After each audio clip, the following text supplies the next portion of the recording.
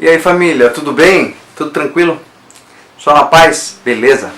Então, faz tempo, né? Eu sempre dou esses espaços um pouco longe, um pouco grande, né? Distante em relação a um vídeo ou outro. Mas é como eu disse pra vocês, assim, também não tenho o costume às vezes de compartilhar tudo semanalmente, esse peso do compromisso semanal.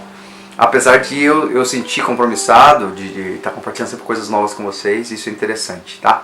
Bom, eu hoje queria compartilhar um negócio com vocês de um momento muito pessoal que eu tive com Deus e que eu tenho tido com Deus, de reflexão mesmo.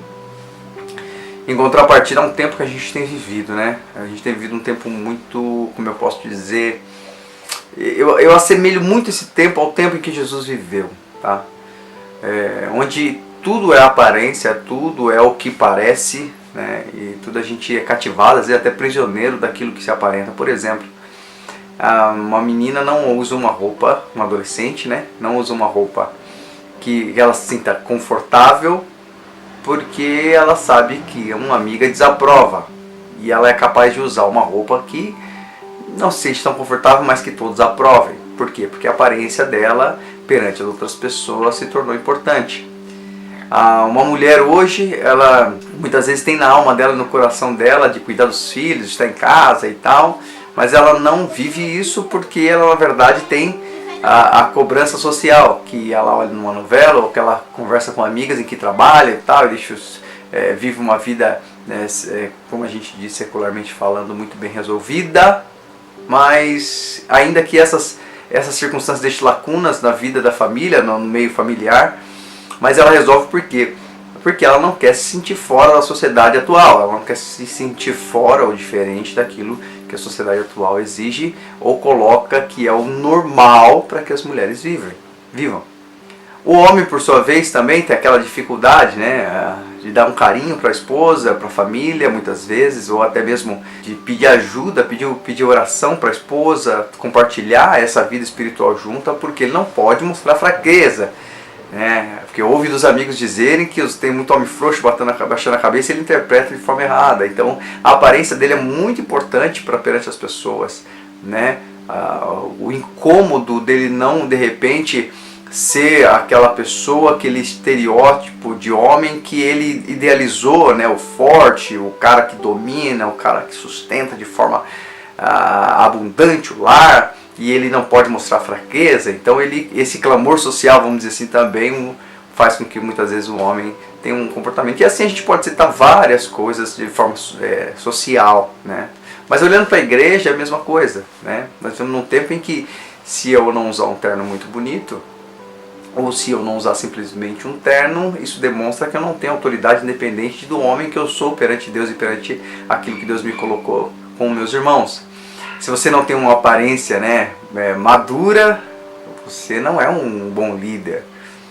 Se você não é uma pessoa que fala com grande eloquência, ou se você não aparenta dominar o assunto ao qual você está querendo compartilhar, você não é um cara cheio de Deus, ou você não é um homem de Deus, porque você aparenta. Se você conta como pastor, como líder, as suas falhas perante a igreja, que eu sei que tem muito poucos que fazem isso, você também é um cara que não é espiritual, não é homem de Deus, porque você conta no caso, né? Você conta, você falha, você mostra sua falha perante a igreja, as pessoas, e isso é reprovado. É uma ideia até meio religiosa, que foi passada durante séculos pra gente, né? Que o líder ali, a pessoa que está na frente, ela não pode falhar, ela não pode errar, ela tem que ser quase Deus, né? Então tudo é aparência hoje onde a gente vive, né? Uma pessoa não, por exemplo, um líder não aceita que uma pessoa que ele está liderando compartilhe de repente alguma coisa que pode ser o que ele, isso que você está fazendo pode dar certo dessa maneira ou daquela maneira.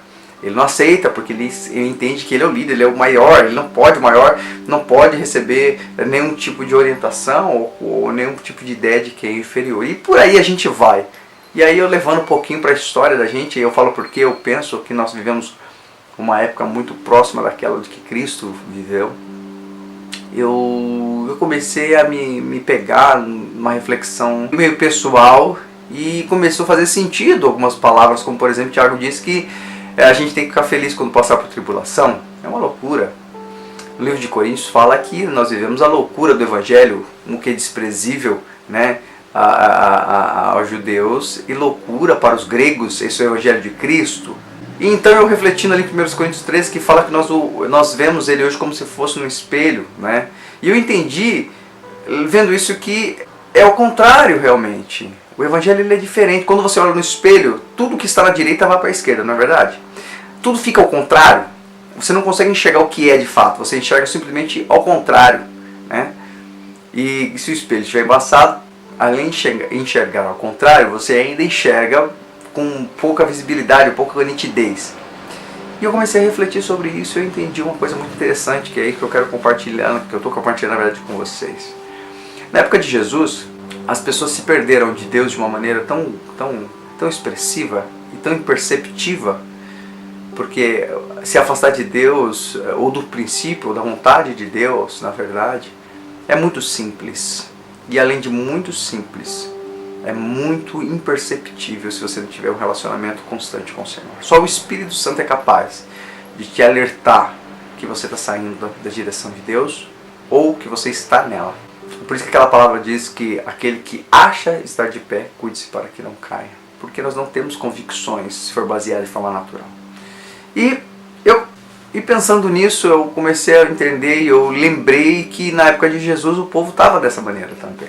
Onde a aparência de religiosidade, inclusive você vê em Mateus, Marcos, Lucas, os Evangelhos, Jesus dizendo fartamente, dando várias experiências ou tratando de forma alegórica, né, compartilhando várias parábolas, né, falando sobre a aparência e o que realmente Deus conta, o que realmente conta para Deus. Onde os homens naquela época, os fariseus, os saduceus e os líderes religiosos da época tinham uma aparência de santo. Quando faziam jejum, espalhavam seus cabelos e faziam de coitado, e as pessoas perguntavam e eles diziam: sim, estou fazendo jejum porque eu sou santo. Quando homens chegavam diante de Jesus, eles justificavam as suas obras como se fossem receber elogios de Jesus, dizendo: eu faço tudo o que a Bíblia manda, o que falta mais? Como se dissesse: aí falta mais uma coisa, eu estou bem, não estou? Você vai me elogiar agora perante a todo mundo para mostrar que... E Jesus sempre vinha com um contraponto. Jesus sempre mostrava o interior destes homens e dizia: olha, você está no caminho errado, a direção não é essa. Foi acontecendo até propriamente a palavra de Isaías se concretizar nele. Era um homem sem beleza, sem formosura, do qual quem tiver a aparência dele até esconderia a aparência, porque ele era um homem sem aparência nenhuma. Ele é um rei que veio sem trono, ele é um Deus que veio sem brilho, ele é um líder que veio sem força, no sentido de opressão, de mandar. Ao contrário, era um líder que liderava por influência. Ele amava para que os outros aprendessem a amar. Ele perdoava para que os outros aprendessem a perdoar. Ele acolhia para que os outros aprendessem a acolher.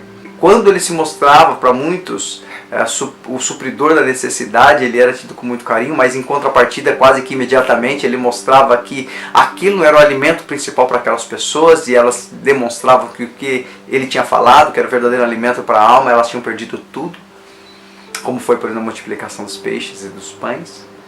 E até surpreendia os seus, quando eles tinham por segurança que eles mereciam o abandono, Jesus estava na praia fazendo peixe e pão para eles. Então eu comecei a entender que hoje nós somos chamados, e fomos chamados então a partir de Jesus, para viver o ministério do sacerdócio de Cristo de verdade, da continuidade, que é um sacerdócio sem aparência, um sacerdócio sem formosura, um sacerdócio sem um investimento natural, no sentido de que aquele cara é de Deus, ou aquela pessoa é de Deus porque ela prega bonito, porque ela diz que ela teve esse poder de profetizar, porque a mensagem dela é maravilhosa, não importa se ela copiou de alguém ou se ela leu de algum lugar. E a gente vive, na verdade, somos chamados para viver o ministério de que não há formosura, não há aparência.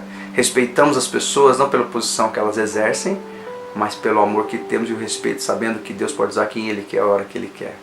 Abraçamos as pessoas e damos carinho na mesma proporção que demos para aquelas que aparentemente não precisam. E assim a gente vai crescendo e entendendo, e eu fui entendendo um pouquinho mais sobre isso esses dias, refletindo sobre mim. Por que será que as pessoas hoje em dia vivem, por exemplo, falando que viver em Deus é ter uma vida próspera financeiramente? E eu olho para os apóstolos e vi que todos morreram sem condição nenhuma, né? Paulo, ao contrário, tinha muita condição e teve que fazer tenda uma certa vez para que ele pudesse viver. Então eu vi uma contradição aí. Não necessariamente a aparência e a condição diz quem eu sou. mas verdadeiramente aquilo que, a essência que eu trago comigo, que você traz com você, vai definir quem você é de verdade. Eu, por exemplo, gosto de citar muito essa ideia. As pessoas hoje vendem para ficar rico na igreja, usam a igreja como uma forma, e parece que estão cegos com a ideia de que Deus ele não prometeu que ninguém, seguindo ele, ficaria rico financeiramente. Ao contrário, ele prometeu uma riqueza que ferrugem não corrói, que o ladrão não rouba, ou seja, que não é natural. Eu não estou dizendo para você que você tem que, se você tem uma vida financeira próspera, você tem que abrir mão disso de forma alguma. Né? A Bíblia fala que Deus levantou homens assim também todo o tempo para que fossem instrumentos dentro daquele que precisava. Estou dizendo que nós precisamos entender quem somos e o que realmente gira em torno da nossa vida. E para fechar uma coisa interessante, eu até falava com a minha esposa, todas as vezes que a gente está muito natural, nosso relacionamento com Deus não está legal, a gente perde as coisas espirituais trocando-as por coisas naturais. Um exemplo, a família tem comunhão, a família tem alegria, mas eles não têm uma condição financeira boa. E por um momento o homem ou a mulher começa a reclamar e perder, abandonar, quebrar a comunhão justamente porque elas não têm uma condição financeira boa. Ou seja, perdem um momento que é mais importante, vendem a comunhão, acabam com a comunhão, que é algo espiritual importante para a vida da gente, porque nós não temos uma coisa natural. Isso é um alerta. Se algumas vezes acontecer algo desse tipo, é porque verdadeiramente você tem perdido o seu relacionamento e o seu contato com o Espírito Santo. Deus sabe, e eu deixo para você essa palavra de Mateus quando diz que Deus sabe tudo o que você precisa. Né? O passarinho não trabalha, mas come. Né? Os lírios do campo não trabalham, mas se vestem melhor que Salomão em tua glória, em plena a glória de Salomão. Caso você não é mais importante que essas coisas, homem de pequena fé, saiba que Deus cuida de mim e de você, e nós somos chamados para o ministério que não tem aparência, mas tem muita essência. Deus abençoe.